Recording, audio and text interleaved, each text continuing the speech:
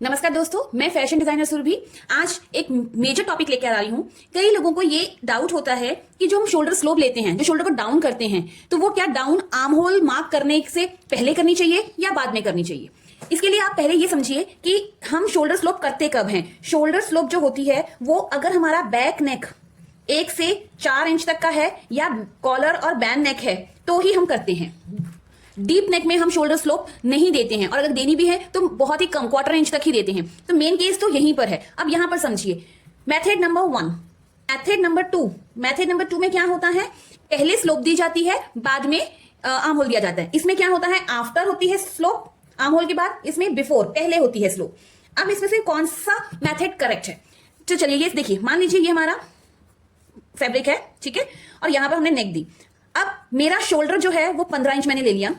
अब back neck में क्या होता है, जो तीरा होता है और जो आर्म होल होता है वो सेम हम लेते हैं। तो मैंने यहां से भी 7.5 लिया, यहां से भी ये जो है ये भी मेरा 7.5 इंच आया।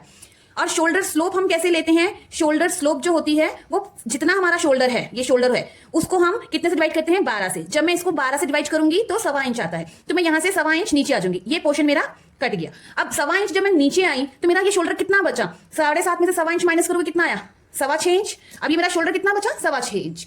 अब हम आते हैं दूसरे मेथड पर। दूसरे मेथड में हम पहले स्लोप देंगे और बाद में हम आर्म होल की कटिंग करेंगे। तो ये हमारा क्लॉथ आ गया। अब इसमें यहाँ पे मेरा गला बन गया, बैक नेक 1 से 4 इंच या कोई भी कॉलर वाला हो। मैंने यहाँ पे 1.25 इंच की पहले स्लोप दे दी, ये मैंने 1.25 इंच की स्लोप दे दी।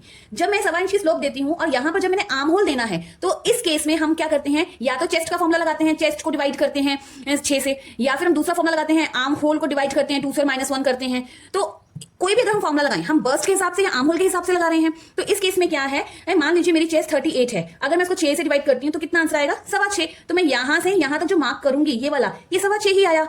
समझे आप, यहां पर मैं शोल्डर के हिसाब से फॉर्मुला लगा रही हूं तो इसीलिए मैंने शोल्डर को बाद में स्लोप किया। यहां पर मैं चेस्ट और आर्म होल का फॉर्मुला लगा रही हूं इसलिए मैंने शोल्डर को पहले स्लोप दे दी। तो आंसर तो दोनों में ही सेम आ रहा है, इसीलिए दोनों ही मेथड करेक्ट हैं, चाहे आप शोल्डर को स्लोप पहले दो या बाद में दो। आई होप अब आपका डाउट क्लियर हो गया होगा।